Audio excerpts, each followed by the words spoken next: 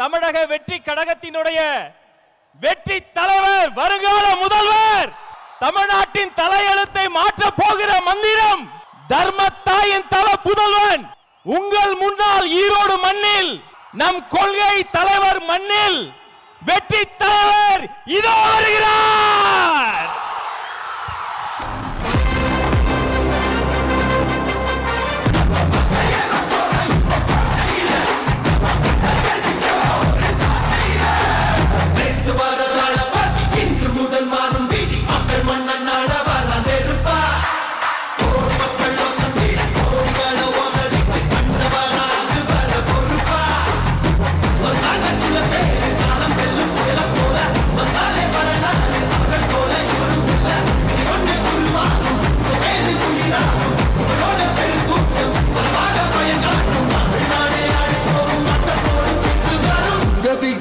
விஜய் உயிரென்ன வரனா,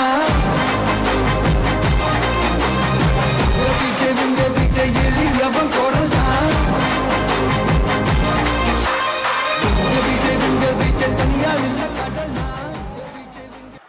மஞ்சள் மஞ்சள் பொதுவா நல்ல காரியங்கள் ஸ்டார்ட் பண்றதுக்கு முன்னாடி இந்த மஞ்சள் எடுத்து வச்சுதான் ஸ்டார்ட் பண்ணுவாங்க. நம்ம வீட்டில் கூட நம்ம அம்மா, அக்கா, தங்கைகள் நமக்காக நாம நல்லா இருக்கணும்ன்றதுக்காக மஞ்சள் புடவை கட்டிக்கிட்டு தான் வேண்டிக்குவாங்க. அப்படி அந்த மஞ்சள்னாலே ஒரு தனி வைப்பு தாங்க. நம்ம கொடியில கூட அந்த வைப்ரண்டான, அந்த எனர்ஜெட்டிக்கான அந்த மஞ்சள் இருக்குமே, அந்த மாதிரி மங்களகரமான மஞ்சள் விளையிற பூமி தான் இந்த ஈரோடு பூமி. இங்க வந்து மஞ்சளை பத்தி பேசாம வேற எங்க போய் பேசுறது? அது மட்டும் இல்ல, இங்க ஒரு மகத்தான ஒரு மனிதரை பத்தி நம்ம பேசி ஆகணும். இந்த ஈரோடு மண் விவசாயத்துக்கும் பேர் போன மண். இங்க நடக்கிற அந்த விவசாயத்துக்கு மிக முக்கியமான ஒரு கவசமா இருக்கிறது என்ன தெரியுமா? காளிங்கராயன் அணை, காளிங்கராயன் கால்வாய். காளிங்கராயன் அணை கட்டினதுலையும் கால்வாய் வெட்டினதுலையும் உயிரான உணர்வு பூர்வமான நிறைய விஷயங்கள் இருக்குது. அப்படி அந்த ப்ராசஸ்ல அவர் அந்த அணை கட்டும் போதும் கால்வாய் வெட்டும் போதும் ரொம்ப சோர்வடைஞ்சிட்டாராம். அப்ப அவங்க அம்மா அதை பார்த்துட்டு சொன்னாங்களாம், மகனே காளிங்கா, தயிர் வித்த காசு தாழ்வாரம் வரைக்கும் இருக்குது, மோர் வித்த காசு முகுட வரைக்கும் இருக்குது, அதை எடுத்துக்கிட்டு போய் அணைய கட்டியா கால்வாய வெட்டியான்னு சொல்லி தைரியம் கொடுத்தாங்களாம். பெத்த அம்மா கொடுக்கிற அந்த தைரியம் இருக்கு பாருங்க, அதை தாண்டி வேற எதுவுமே கிடையாதுங்க. ஒரு மனுஷனால எதையும் சாதிச்சு காட்ட முடியும். அப்படி ஒரு தைரியத்தை தான் இப்ப நீங்க, என்னுடைய அம்மா, அக்கா, தங்கைகள், நண்பா, நண்பிகள், தோழர்கள் எல்லாரும் எனக்கு கொடுத்திருக்கிறீங்க. அதே தைரியத்தை, அதே துணையா என் கூட நிக்கிறீங்க. இதை எப்படி நம்ம பிரிச்சு விடலாம்? இதை எப்படி நம்ம கெடுக்கலாம்? என்னெல்லாம் அவதூறுகள் நம்ம விஜய் மேல சொல்லி மக்களை நம்ப வைக்கலாம்? என்னெல்லாம் சூழ்ச்சிகள் நம்ம விஜய் மேல பண்ணி மக்களை நம்ப வைக்கலாம்? இப்படி சூழ்ச்சிகளை மட்டுமே நம்பி பொழப்ப நடத்துற சில சூழ்ச்சிக்கார கூட்டங்கள் இதை தொடர்ந்து செஞ்சுக்கிட்டு தான் இருக்கு. ஆனா அவங்களுக்கு தெரியாது, இது இன்னைக்கு நேத்து வந்த உறவு இல்ல. கிட்டத்தட்ட 30-33 வருஷத்துக்கு மேல இருக்கிற உறவு. ஏன், நான் சினிமாக்கு வந்தப்போ எனக்கு வயசு 10. அப்பல இருந்தே இந்த உறவு ஸ்டார்ட் ஆகி போயிட்டு இருக்குன்னு அவங்களுக்கு தெரியாம போச்சு. அதனால என்ன பண்ணாலும், நீங்க என்ன ட்ரை பண்ணாலும், எல்லாத்தையும் விட்டுட்டு மக்களுக்காக வந்திருக்கிற இந்த விஜய மக்கள் ஒரு நாளும் கைவிட மாட்டாங்க. மக்கள் கூடவே நிக்கிறாங்க, கூடவே நிப்பாங்கன்னு அவங்களுக்கு தெரியாம போச்சு. என்னப்பா நிப்பீங்கல்ல? உங்களை நம்பிதாப்பா வந்திருக்கிறேன். அதான் இந்த சத்தம் தாங்க வாழ்நாள் பூரா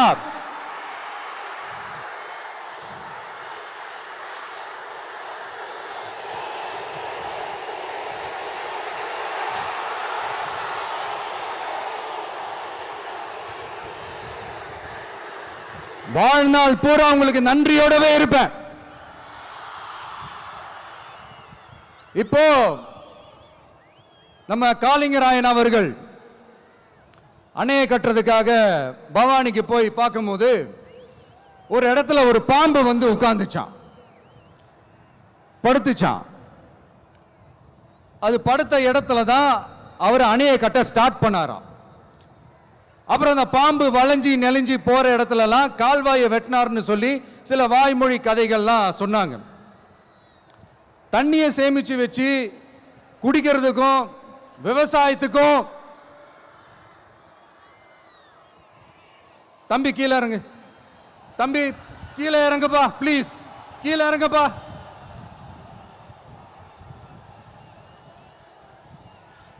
ஓகே, தேங்க்யூ கீழே இறங்குங்க, கீழே இறங்குப்பா. நீ இறங்கினாதான் முத்தம் கொடுப்பேன்.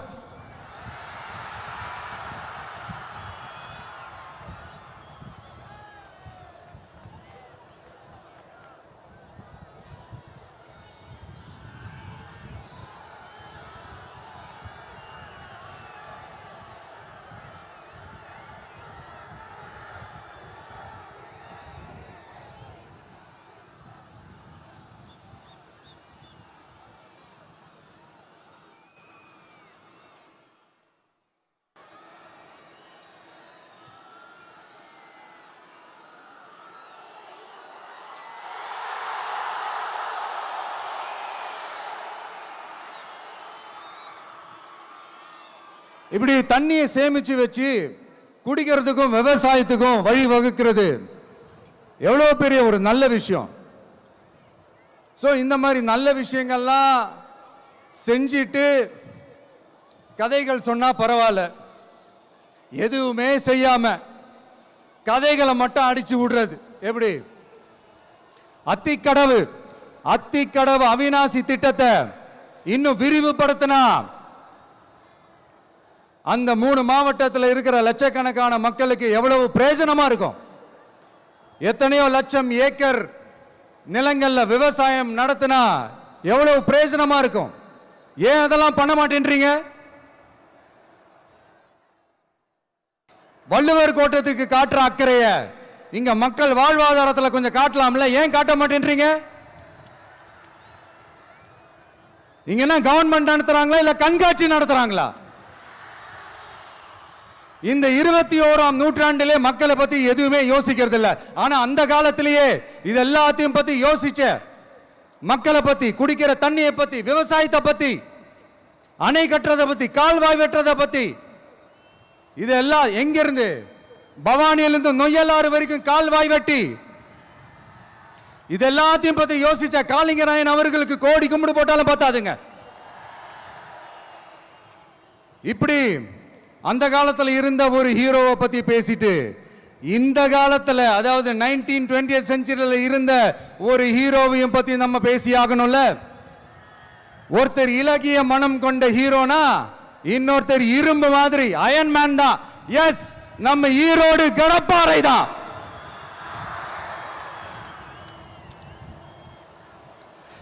ஒட்டுமொத்த தமிழ்நாட்டையே திருப்பி போட்ட சீர்திருத்த நெம்புகோல்.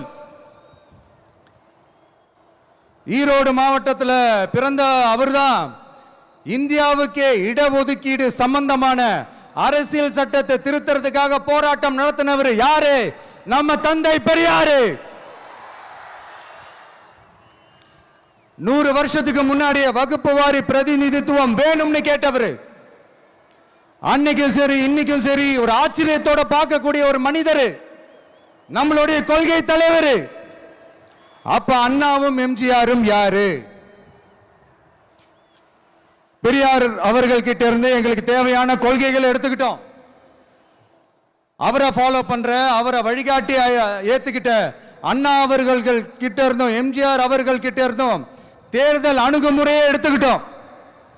அண்ணாவும் எம்ஜிஆரும் தமிழ்நாட்டோட சொத்து, அவங்கள பயன்படுத்துறத பத்தி யாரும் இங்க கம்ப்ளைண்ட்லாம் பண்ண முடியாது. அண்ணா எங்களோடது, எம்ஜிஆர் எங்களோடது, நீங்களா எடுத்துக்க கூடாது அப்படிலாம் யாரும் இங்க அழுதுட்டு இருக்க முடியாது, சொல்லிவிட்டேன். அதனால நாங்க ஒரு வழியில அரசியல் செஞ்சுக்கிட்டு போயிட்டு இருக்கிறோம். உங்களுக்கு தான் டிவிக்கு ஒரு பொருட்டே இல்லைல்ல, அப்புறம் ஏன் கதறீங்க? அப்புறம் ஆளாளுக்கு அங்க போயிட்டு இங்க போயிட்டு புலம்பி தள்ளிக்கிட்டு இருக்கிறீங்க. இது எப்படி இருக்கு தெரியுமா? எனக்கு பயம் இல்ல, எனக்கு பயம் இல்ல அப்படின்னு சத்தமா சவுண்ட் விட்டுக்கிட்டே சத்தமா பாட்டு பாடிக்கிட்டே இந்த நடுங்கிக்கிட்டே சின்ன பசங்க நடந்து போவாங்க, அந்த மாதிரி இருக்கு. முதல்ல மண்டையில இருக்கிற கொண்டைய மறைங்க சார்.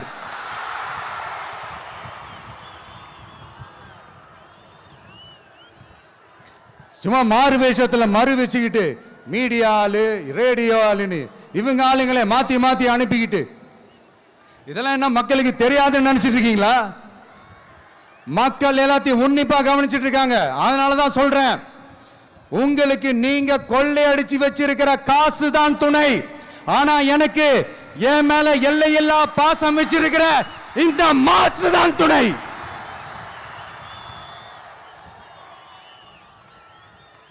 இப்படி நமக்கு துணையா இருக்கிற ஈரோடு மக்களுக்காக நான் இப்போ குரல் கொடுக்கலான்னு வந்திருக்கிறேன்.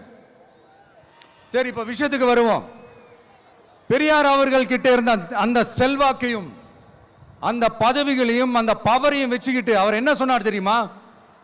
இவ்வளவு செல்வாக்கு, இவ்வளவு பதவிகள், இவ்வளவு பவர் இருந்தோம் நான் ஒரு 5 பைசா காசு சம்பாதிச்சிருப்பேனா?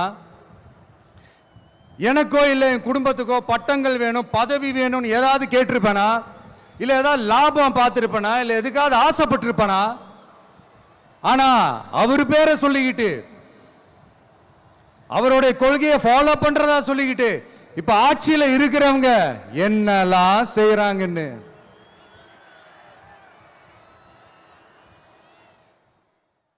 அதனாலதான் சொல்றோம், பெரியார் பேரை சொல்லிக்கிட்டு தயவு செஞ்சு கொள்ளையடிக்காதீங்கயா, தயவு செஞ்சு கொள்ளையடிக்காதீங்க. அவரு பேரை சொல்லிக்கிட்டு பெரியார் பேரை சொல்லி கொள்ளையடிக்கிற இவங்க தான் நம்மளுடைய அரசியல் எதிரி. மக்களை நீங்க சொல்லுங்க, நம்மளுடைய அரசியல் எதிரி யாரு? நம்மளுடைய கொள்கை எதிரி யாரு? ரிப்பீட், நம்மளுடைய அரசியல் எதிரி யாரு? நம்மளுடைய கொள்கை எதிரி யாரு? உங்களுக்கு புரியுதுல்ல? எனக்கு அது போதும்யா, எனக்கு வேற எதுவுமே தேவையில்லை.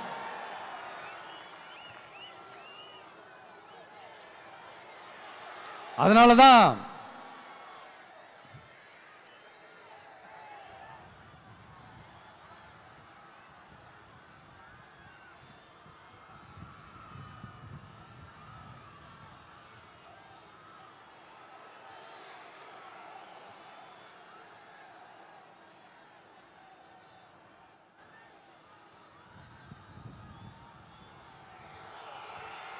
உங்களுக்கு நம்மளை பத்தி, நம்ம அரசியலோட, நீங்க எல்லாரும் என்னோட அரசியலோட கனெக்டடா இருக்கீங்கன்றது ரொம்ப தெளிவா தெரியுது. அதனால எனக்கு அது போதும். அதனாலதான் எதிரிகள் யாருன்னு சொல்லிட்டு களத்துக்கு வந்திருக்கிறோம்.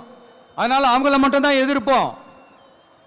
அதுவும் அந்த எதிரிகள் யாரு இப்போ இங்க 2026 சட்டமன்ற தேர்தலில் களத்துல இருக்கிறாங்களோ அவங்கள மட்டும் தான் எதிர்ப்போம்.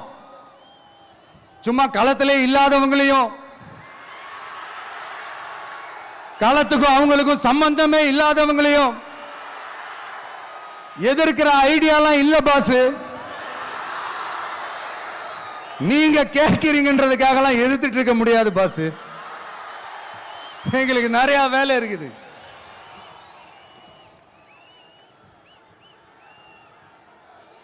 எத்தனை எத்தனை பொய்யான வாக்குறுதிகள். வந்த உடனே நீட்டை ரத்து செய்வோம், கல்வி கடனை ரத்து செய்வோம், கேஸ் சிலிண்டருக்கு மானியமா 100 ரூபாய் தருவோம், என்னெல்லாம் அடிச்சு விட்டுட்டு இன்னி வரைக்கும் கேட்கிறேன், இதெல்லாம் சொன்னாங்களே செஞ்சாங்களா? இவங்க எப்பவுமே இப்படிதான், சொல்றது ஒண்ணு செய்யறது ஒண்ணு. திமுகவும் பிரச்சனைகளும் ஃபெவிகால் போட்டு ஓட்டின ஃப்ரெண்ட்ஸ் மாதிரி ஒன்னிலிருந்து ஒன்னை பிரிக்கவே முடியாது. இது இப்போ ஈரோடு பகுதியில் இருக்கிற பிரச்சனையை பத்தி பேசுவோம். பெரியார் பேரை மட்டும் சொல்லிக்கிட்டு எப்படி அவரோட கொள்கைகளுக்கு எதிராக செயல்படுறாங்களோ அப்படிதான் இந்த மஞ்சள் நகரத்தோட மஞ்சளுக்கும் ஒண்ணும் பண்ணல, மஞ்சள் விவசாயிகளுக்கும் ஒண்ணும் பண்ணல. ஆராய்ச்சி மையம், சிறப்பு மையம்னு கோடி கோடியா டெண்டர் விட்டாங்க, பேருக்கு கட்டிடத்தை கட்டினாங்க. ஆனா உலகமே போட்டி போட்டு வாங்குற மஞ்சளை மதிப்பு கூட்டி விற்பனை செய்ய, அதாவது அதோட வேல்யூ இன்க்ரீஸ் பண்ணி நம்ம விவசாயிகளுக்கும் இந்த மாவட்ட மக்களுக்கும் நன்மை செய்ய இதுவரைக்கும் என்ன செஞ்சிருக்காங்கன்னு யோசிச்சு பார்த்தா ஒரு பெரிய ஜீரோ தான். கரும்பு நெல்லுக்கு அரசாங்கம் விலை பிக்ஸ் பண்றாங்க, அதையும் ஒழுங்கா பண்றதில்ல, ஒவ்வொரு முறையும் பிரச்சனை. அங்க நெல் கொள்முதல் செய்யறதுல ஊழல். சரி, நாம கஷ்டப்பட்டு விளைய வச்சது வீணா போக கூடாதுன்னு நினைச்சு நம்ம விவசாயிகள் கேட்கிற லஞ்சத்தை கொடுத்தாலும் அதுக்கப்புறம் கூட அந்த கொள்முதல் ஒழுங்கா நடக்கிறது இல்லை. அதையும் தாண்டி ஏதோ ஒரு விலை விவசாயிகளுக்கு கிடைக்குது. அப்படிலாம் இல்லாம ஒழுங்கா நேர்மையா நம்ம மஞ்சளுக்கும் நியாயமான விலை பிக்ஸ் பண்ணி தரமான விதைகளை கொடுத்தா என்ன குறைஞ்சா போயிடுவாங்க? இதெல்லாம் யோசிக்கிறதுக்கு அவங்களுக்கு நேரமே இல்லை. 24x7 அவங்களோட யோசனை என்ன தெரியுமா? இந்த விஜயை எப்படி முடக்கலாம், தமிழக வெற்றி கழகத்தை எப்படியெல்லாம் முடக்கலாம், அப்படிதான் அவங்களுடைய சிந்தனையே 24x7. எத்தனையோ வருஷத்துக்கு முன்னாடி நம்ம காளிங்கராயர் நதிகளின் இணைப்புக்கு முன்னோடியா இருந்தார். பவானி ஆத்துல வர அதிகமான தண்ணி அணை கட்டி தேக்கி தண்ணீர் வறட்சியான பகுதிகளுக்கு அனுப்பினாரு. ஆனா இன்னைக்கு இவ்வளவு நவீன வசதிகள் இருந்தோம், இவ்வளவு சயின்ஸ் வளர்ச்சிகள் இருந்தோம், இவ்வளவு டெக்னாலஜி வளர்ச்சிகள் இருந்தோம், அவங்க வாக்குறுதியில் ஒன்று கொடுத்தாங்கல்ல, பவானி நொய்யலாறு அமராவதி 6 இணைப்பு திட்டத்துக்கு ஒரு துரும்ப கூட கிள்ளி போடல. வாக்குறுதி நம்பர் 103 சொன்னாங்களே, செஞ்சாங்களா? சரி, இதாவது ஒரு பெரிய ப்ராஜெக்ட் வைங்க. ஆறுகளை சுத்தப்படுத்த பல ஆயிரம் கோடி நிதி ஒதுக்குவோம், தமிழ்நாட்டில் உள்ள ஆறுகளை சுத்தப்படுத்துவோம்னு சொன்னாங்களே, செஞ்சாங்களா?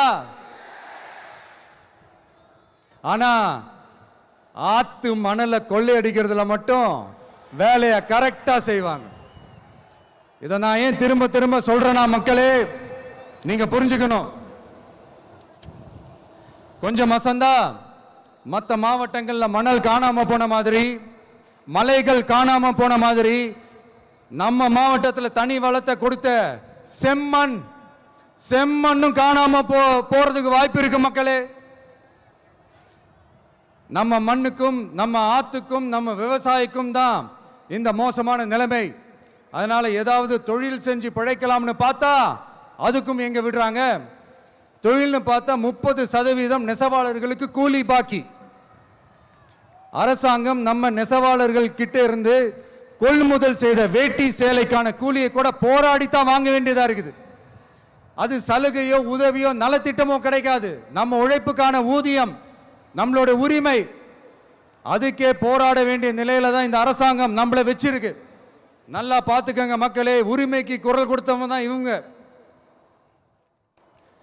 சிறு குறு தொழில்கள் பீக் ஹவர்ஸ் சார்ஜ்னு கரண்ட்டுக்கு அநியாய விலை வச்சு அதையும் செய்ய விடாம நம்மளை முடக்கிடுறாங்க.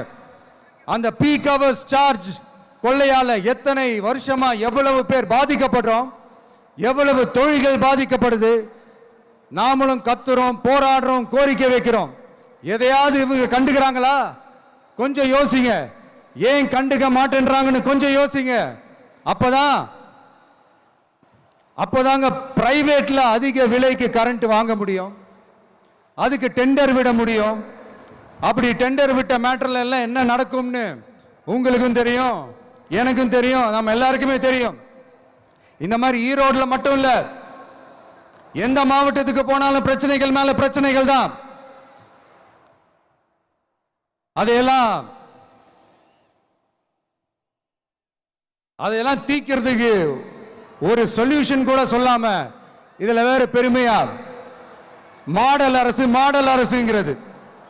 இல்ல நான் கேட்கிறேன், கூச்சமா இல்ல?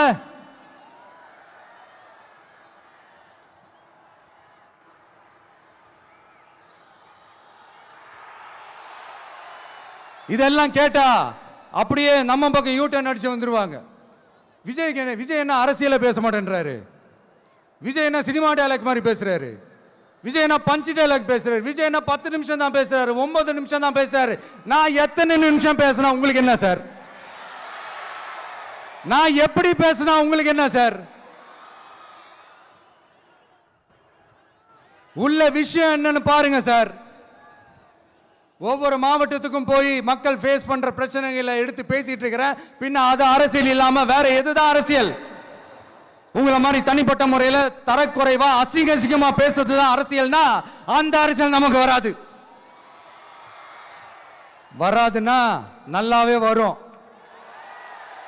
உங்களை விட எனக்கு அது நல்லாவே வரும். வேணான்னு விட்டு வச்சிருக்கிறோம். அப்புறம் உங்களுக்கு நமக்கு என்ன வித்தியாசம்? காஞ்சிபுரத்தில் நாம பேசும்போது இந்த மாதிரி உங்களால் அமைக்கப்பட போற ஆட்சியில நம்ம ஆட்சிக்கு வந்த உடனே என்னெல்லாம் செய்ய போறோம்ன்றது சிலது சொன்னோம். அதையெல்லாம் தப்பா புரிஞ்சுக்கிட்டு இப்போ சொல்றேன், விளக்கமா சொல்றேன், நான் சலுகைகளுக்கு எதிரானவன் கிடையாது. மக்களுக்கான சலுகைகளை இலவசம்னு சொல்லி அசிங்கப்படுத்துறதுல எனக்கு உடன்பாடு கிடையாது. மக்கள் காசுல மக்களுக்கு செய்யறதை எப்படி இலவசம்னு சொல்லுவீங்க? அப்படியே செஞ்சிட்டாலும் ஓசில போறேன்னு சொல்லி அசிங்கப்படுத்துறீங்க. என்ன கேட்கறதுக்கு ஆள் இல்லைன்னு நினைச்சீங்களா? மக்களுக்கு ஒண்ணுன்னா இந்த விஜய் வந்து நிப்பா, இந்த விஜய் வந்து கேள்வி கேட்பா. இந்த விஜய் எப்பவுமே மக்கள் பக்கம் தான், அதே மாதிரி மக்களும் என் பக்கம் தான். என் மக்கள் மானத்தோட மரியாதையோட கௌரவத்தோட வாழணும். என் மக்கள் யாருக்கும் கீழே கிடையாது. அப்படி அவங்க கௌரவத்தோட வாழணும்னா அவங்களுக்கான வாழ்க்கை தரம் உயரணும். வாழ்க்கை தரம் உயரணும்னா அவங்களோட வாழ்வாதாரம் உயரணும். வாழ்வாதாரம் உயர்ந்தாதான் பொருளாதாரம் உயரும். பொருளாதாரம் உயர்ந்தாதான் வசதி வாய்ப்புகள் உயரும். இதெல்லாம் உயர்ந்தாலே ஆட்டோமேட்டிக்கா அவங்களோட வாழ்க்கை தரம், அவங்களுக்கான மரியாதை, அவங்களுக்கான கௌரவம் எல்லாமே உயரும். இதுக்கான வழிகள், அந்த சூழல்களை அந்த கவர்மெண்ட் அமைச்சு கொடுக்கணும். இதுக்கான அந்த திட்டங்களை செயல்படுத்தணும். இதெல்லாம் செஞ்சாதான் அந்த அரசாங்கம் ஒரு நல்ல அரசாங்கம். இதைத்தான் சொன்னோம்.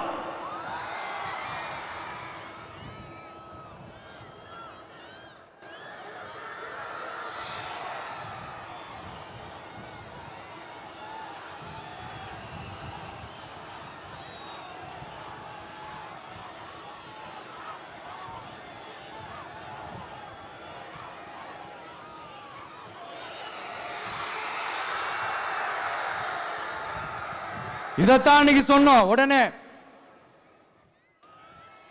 சொன்னா மட்டும் போதுமா? எப்படி செயல்படுத்துவீங்க?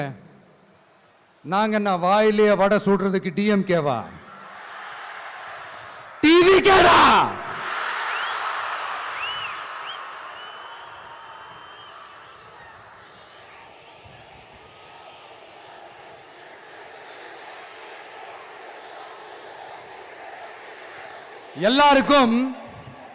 எல்லாருக்கும் நிரந்தரமான ஒரு வீடு இருக்கணும்னு சொன்னோம்.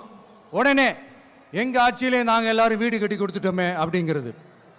இல்ல நான் கேட்கிறேன், இங்க உங்களை தான் கேட்கிறேன், இங்க வாடகைக்கு இருக்கிறவங்களே இங்க யாரும் இல்லையா? எல்லாருக்கும் சொந்தமா வீடு கட்டி கொடுத்துட்டாங்களா? அடுத்து வீட்டில் இருக்கிற ஒவ்வொருத்தரும் மினிமம் டிகிரி படிச்சிருக்கணும் அப்படின்னு சொன்னோம். உடனே எங்க ஆட்சியிலே எல்லாரும் டிகிரி படிச்சு முடிச்சிட்டாங்களே அப்படிங்கிற மாதிரி சொல்றது. அது உண்மைனா ஸ்கூல் லெவல்லையே டிராப் அவுட்ஸ் அதிகமானது யாரோட ஆட்சியிலங்க?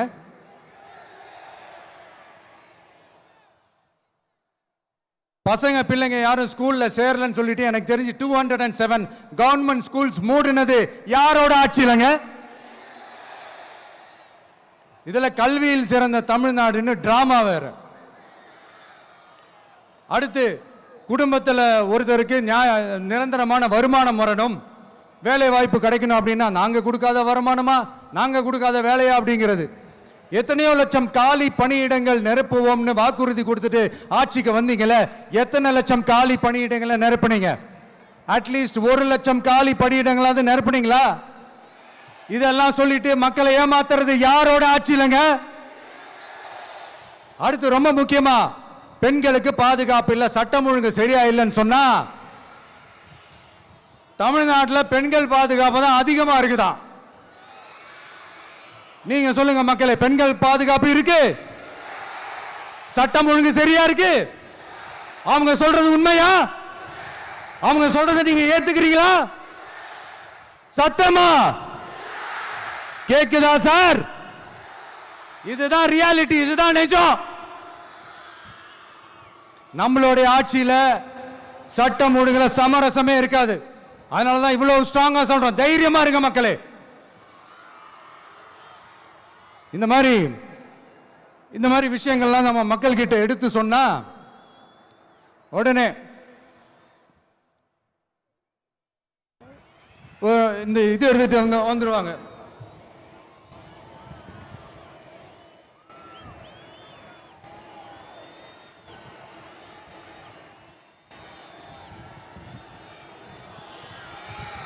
இந்த மாதிரி இதெல்லாம் என்னென்ன செய்ய போறோன்றது சிலதெல்லாம் காஞ்சிபுரத்தில் சொன்ன மாதிரி சொன்னா எல்லாத்தையும் தப்பா திருச்சி பேசிக்கிட்டு அவதூறு பரப்பிக்கிட்டு. நான் கூட யோசிப்பேன், எம்ஜிஆர் அவர்களும் மேடம் ஜெயலலிதா மேடம் அவங்களும் ஒரே வார்த்தையில சொல்லி இந்த திமுகவை காலி பண்ணாங்கல்ல.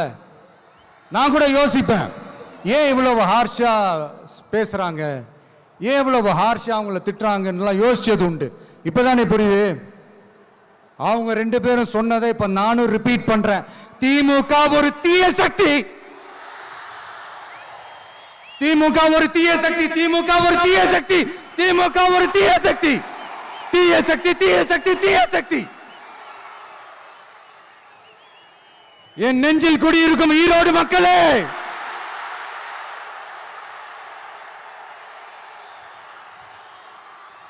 டிவிகே ஒரு தூய சக்தி. எப்படி? டிவிகே ஒரு தூய சக்தி. தூய சக்தி டிவிகேவுக்கும் தீய சக்தி டிஎம்கேவுக்கும் தான் போட்டியே.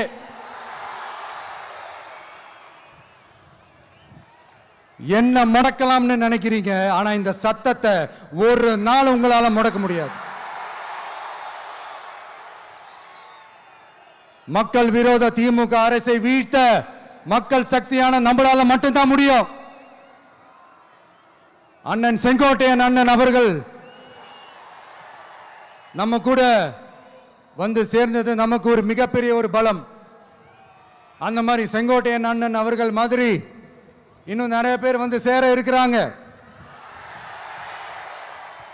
அவங்க எல்லாருக்குமே அந்த உரிய அங்கீகாரத்தை கொடுப்போம். அது மட்டும் இல்ல, அப்புறம் இன்னொரு விஷயம் சொல்ல மறந்துட்டேன். இப்போ ரீசண்டா ஒரு இடத்துல நம்ம சிஎம் சார் அவர்கள் பேசும்போது சொன்னாங்க, என் கேரக்டரையே புரிஞ்சுக்க மாட்டேங்கிறேன். இது சினிமா டயலாக் இல்லையா? நான் ஏதாவது பேசினா சினிமா டயலாகா?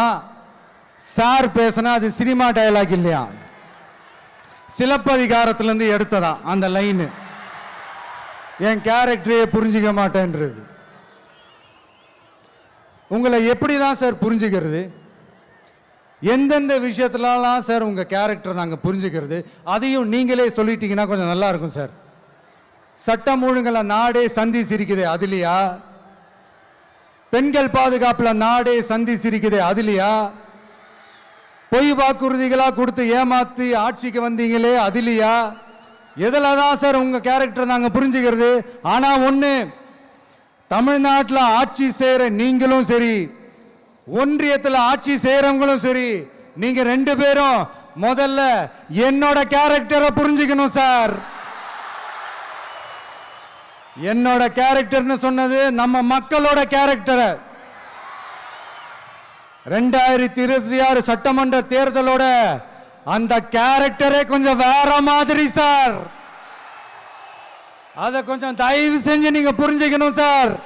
புரிஞ்சுக்கலனா மக்களே உங்களுக்கு புரிய வைப்பாங்க சார். கான்பிடென்ட்டா இருங்க சார். நல்லதே நடக்கும் சார். வெற்றி நிச்சயம் சார். மீண்டும் சந்திக்கும் வரை நன்றி வணக்கங்க சார். நண்பா நண்பிகள் இங்க எல்லாம் பார்த்தோம். எல்லாம் நல்லபடியா நடந்தது. சேஃபா வந்துட்டு சேஃபா வீட்டுக்கு போயிடுங்க. எனக்கு எல்லாத்தையும் விட நீங்க தான் எனக்கு முக்கியம். தயவு செஞ்சு சேஃப்டியா போயிட்டு வாங்க. ஒரு ஈரோடு செல்ஃபி ஒன்று எடுப்போமா?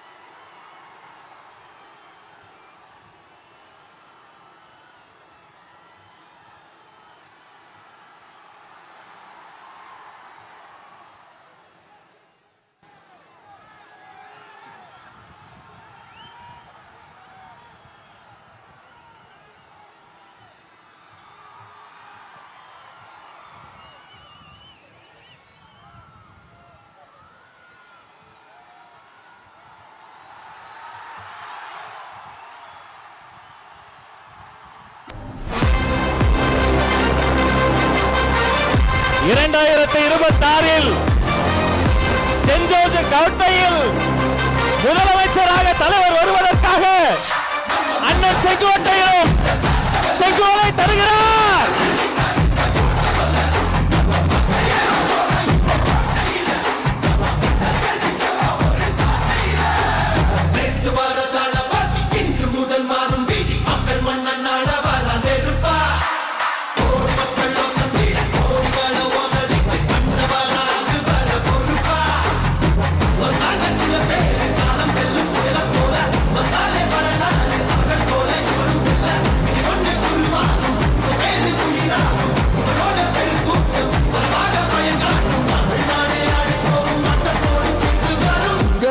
உங்க விஜய் உயிர் என்ன வரனா? உங்க விஜய் எளியவன் குரல் தான். உங்க விஜய் தனியார் இல்ல கடல் தான். உங்க விஜய் எளியவன் குரல் தான். உங்க விஜய் தனியார் இல்ல கடல் தான். மக்கள் தானே மன்னர்களை உனக்கு காட்ட வரனா?